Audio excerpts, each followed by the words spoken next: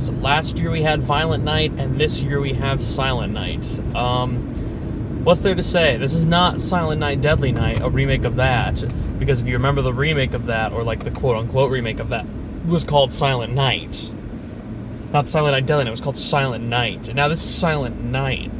This is not connected to the Silent Night from 2021. This is Silent Night by John Woo. It's honestly cool to see John Woo return to action on it, like, just being honest. I mean, I watched a lot of, like, when I started to get into films around 13 or 14, I remember John Woo was a name I had heard a lot of because of the film The Killer and Hard Boiled, which I had watched around that time, and I still haven't seen them since, and I've seen Face Off, of course, Hard Target, and a few other John Woo films, but, when it really comes down to it, he's a filmmaker I'm, like, always pretty impressed with. He never makes, like, my favorite movies, but he always makes movies that I'm always, like, really entertained by. And from the trailer of Silent Night, I was like, this looks like it's gonna be like it in a John Wick way. Like, he loses his dog, you feel bad for him because he just lost his wife.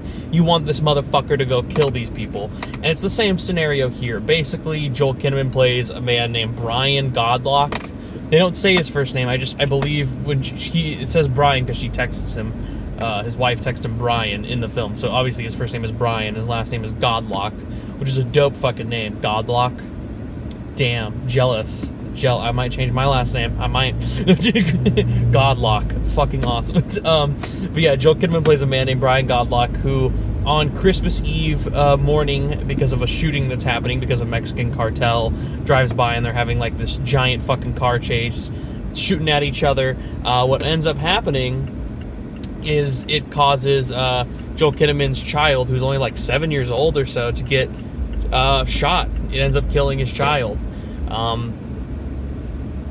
Fucking sad scene, and the way they play it throughout the movie with just like the silence, because there's no real dialogue at all in this movie. There's a few instances where you hear people talk, but it's barely any dialogue. It is called Silent Night for a reason. And it's honestly kind of beautiful on the dramatic aspect of it. I was shocked how, like, emotional Into the Court was. Like, just seeing a child get killed in general is, like, not fun in a movie, but here they really play it up so well, and Joel Kinnaman's performance, as well as, I didn't know the actress who played his wife. I've definitely seen her in something before, but I thought she did a really good job as well. But yeah, I really enjoyed this film quite a lot.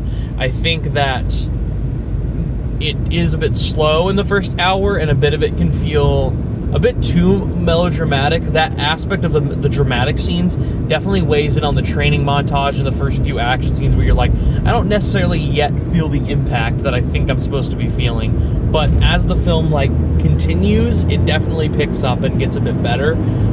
Especially around the last 30 minutes, where I was like, this is really entertaining, and I feel invested in the characters' goal of trying to kill all these people due to what that caused him, just the pain and suffering. Also, I didn't mention, but as well as his son being killed, he also goes after them right after his son is killed.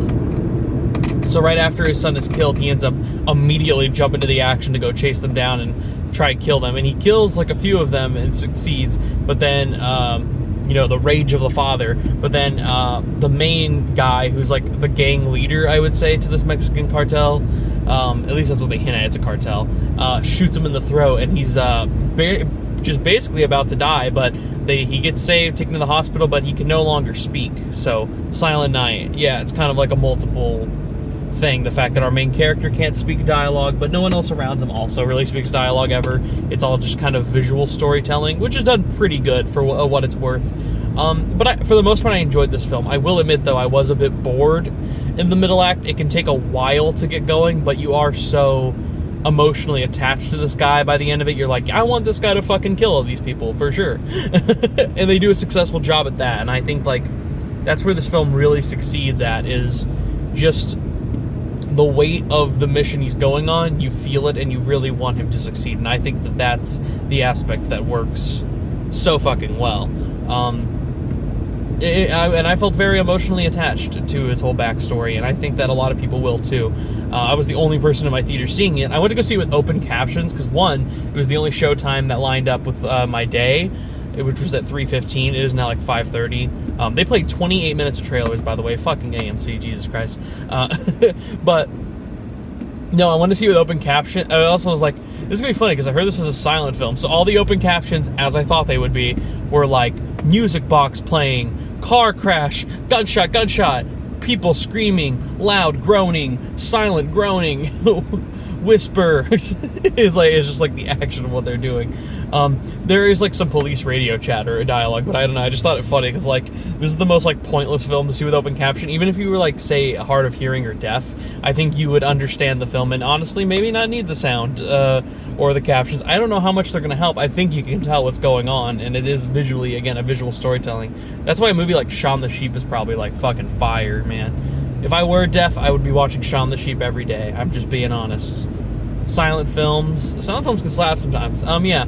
But I think John Woo did a solid job. I definitely think this is one of his weaker directed films. I didn't think the action scenes were like fucking awesome, nor did I feel like the tension in them as much. They feel a little lower. They feel a bit small in some of the scales. Although I liked the 2 car chase scenes, one at the very beginning and one near the end. Those scenes were great, and then this staircase scene that, although dragged on a little bit too long, I thought was really good and well executed. And Joel Kinnaman's performance is definitely makes it kind of worthwhile. You feel so bad for him. He is giving it his all. So when he gets that last 30 minutes, it is a satisfying conclusion, although I wish there was just a bit more pent-up energy. I almost wish it, like, the entire third act was, like, just action, straight up. I think it could have really used a boost. And that's not to say it's a bad film. It's just, it can drag on just a little bit. For the most part, I thought it was very well made.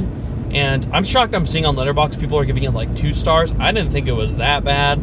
It seems people are mixed on it. I'm like around the 3.5 range. I thought this was a good film. It was entertained. It's one that, like, come Black Friday next year.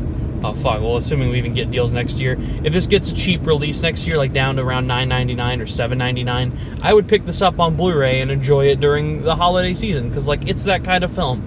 It's not perfect. It's not even great film, but it's a good, solid John Woo Christmas revenge film. And yeah, I mean, if you have the chance to go see it, like a matinee showing wouldn't be bad, or if you have AMC A-List or a Regal Unlimited or any of that kind of shit, I don't see why you wouldn't go check it out. It's a decently fun time. I mean, it's also not even too violent. Like, honestly, Violent Night probably has more, like, on-screen blood and violence than this does. I mean, there's killing and it's definitely bloody. It's definitely an R-rated film, but not so boundary pushing that it's gonna, like, fucking destroy your mind like a John Wick film. But yeah, it'd be fun. I would love to do like one, like you start out with Silent Night, which is the more like dramatic slow film. You start that at like 7 p.m. on Christmas Eve, and then you go right into Violent Night with fucking David Harbour, and that's like the perfect time to end. And then you lead right into Christmas night. It's midnight. You go to bed, you snuggle up, and then you're like, you know what? Krampus in the morning. What a great trio of films. Honestly, I enjoyed it and I had a fun time. And it's fucking dope to see Joel Kinnaman in a role that I definitely think suits him better than, say, like what they gave him in RoboCop and some other stuff to do. I think he was really good here, and yeah. So if you have the chance to see Silent Night, I'd say go check it out. Next review should be in a few days of Saltburn and Godzilla -1, so stay tuned for those. And I also hope to eventually see Wish and Napoleon. I just don't know when I'm going to have time. But I will see them. So yeah. I am stuck in traffic. Fuck me! Or wait, how would Joel Kinnaman say it in Silent Night?